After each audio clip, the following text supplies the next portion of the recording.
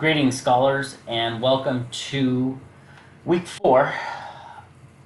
I wanted to start off basically with the syllabus for this week, and in looking at the syllabus for our class, let's scroll down here to week 4. There we go.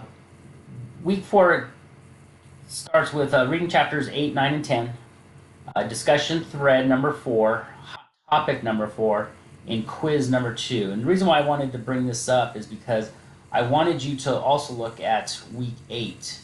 And as we are halfway through the class now, we'll be coming up on week 8 sooner than we think. So this is a really good time you submitted your topics.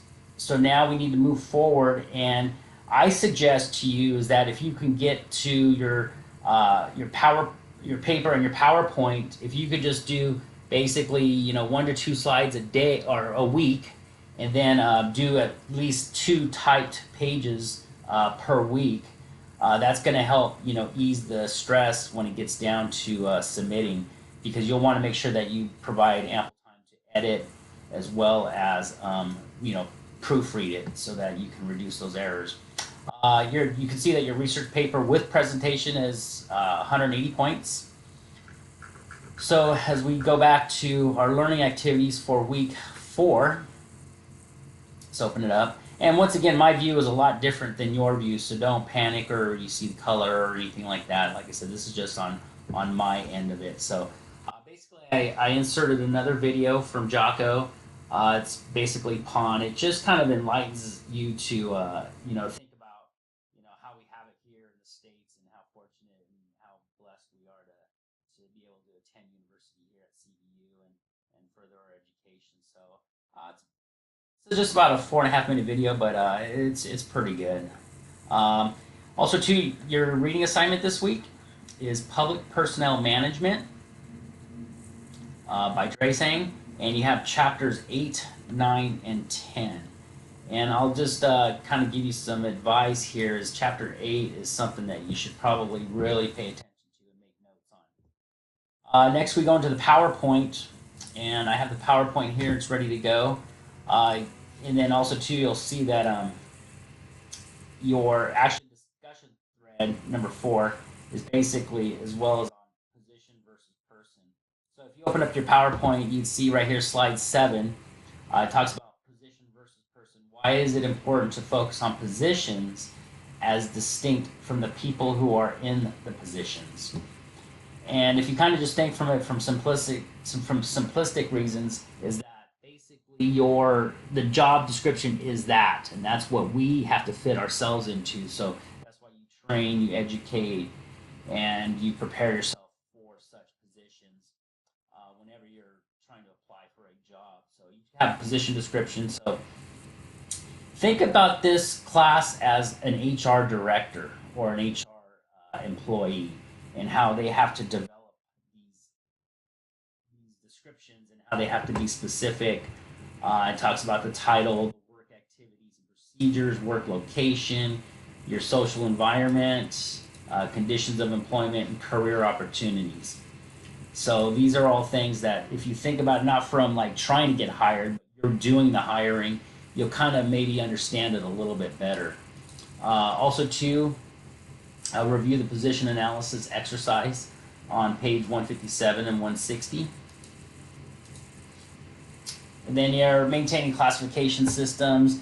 You're going to roll into performance management. Can't have a job description without some sort of Federal Service Reform Act. And this one is 1978. And it included a provision that mandated performance evaluations of employees, because you have to measure how well the employee's doing in that particular position. And then the 4 basic steps for management performance is you got to set goals, measure performance, provide feedback, and reinforce positive behaviors. You have to do this in order to, if people are human resources, if they're up for a pay raise, or if they want to get promoted or move to another department, your evaluations will be reviewed, and that's why it's critical to look at it as an employee. you have to look at yourself as you're always marketing yourself. So you're always marketing yourself for that future position, future development, future pay raise. So if you look at it, like I said, as you're marketing yourself, you want to always present yourself in a professional manager. Make sure that you're well dressed, well groomed. You follow procedures. Your attendance record is impeccable. So you want to keep all those things in mind as far as marketing yourself. From day one, your market actually from the minute you turn in your application, if you look at it from that point, if you say anything or do anything to that HR person, trust me, that will make its way over to the HR director as well as to the department head of where you're trying to get hired, and they'll probably put some sort of note that you based off of your character and how you treated that employee. So anyway, performance evaluations are critical. Things to consider: an employee's performance evaluation is a legal document that may be used in legal proceedings. I don't know how many may be actually conducting or performing the evaluation. That means you're giving it, or if you're the employee receiving it. So on both ends, it's critical that both parties are professional in nature, and they just address the job performance of the individual. And if you're that individual, make sure that you're marketing yourself in a professional management or professional manner rather. Job behaviors.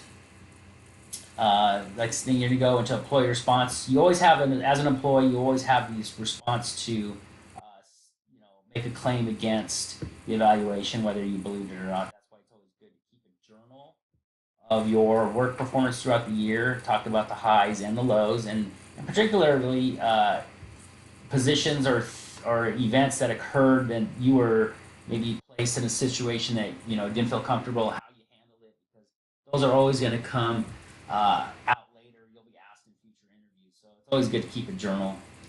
Selection of employees, the selection process. You can see that there's basically 23 slides here, but it just goes on about the selection process. So that is your PowerPoint for the week. And like I said, just take your time. Basics, position analysis, performance evaluation, and selecting employees. So just make sure you make notes of this, and it'll help you for the quiz. So moving on to from that, you have your discussion thread, number 4. And this week's discussion is, like I said, it reverts back to the position versus person. So you'll also see that in your book. Hot topic for week 4 is pages 208 and 209. Discuss the public policy of veterans preference points. You're basically going to write a 400-word essay this week that defines this policy and identifies the rationale for implementing it. Do you agree with the policy? And what are the pros and what are the cons of this policy for an organization? Now, if you're not in an organization, maybe you can talk with parents, friends, family who are in an organization, or if you know somebody that's a veteran, ask them.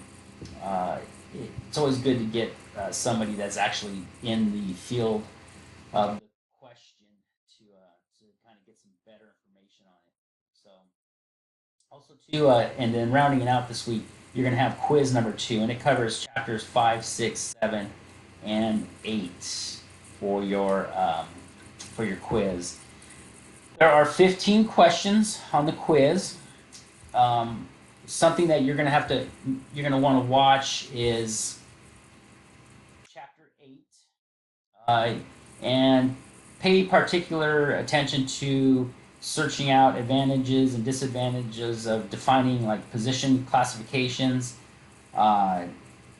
Also, too, do agency managers and employees value narrow classifications differently?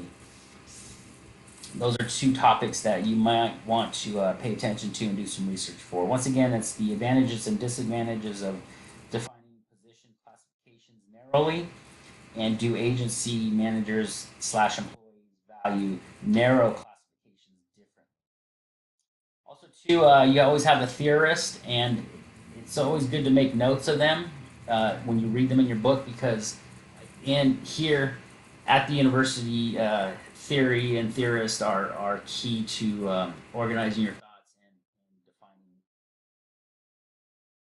your papers and affiliating it to a particular theorist. So these chapters, you're going to run across Frederick Taylor and Kotz and Kahn. So make sure that you understand their theories and what they base their findings on. So good luck this week. Also, to just make sure that you stay on top of your critical assignment at the week of or at the end of the class, which is due in week 8. So good luck to you. Many blessings. And if you have any questions or concerns, please contact me on the front end so that we don't have to deal with anything or that decisions will be made for us on the back end. So good luck to you and have a great week.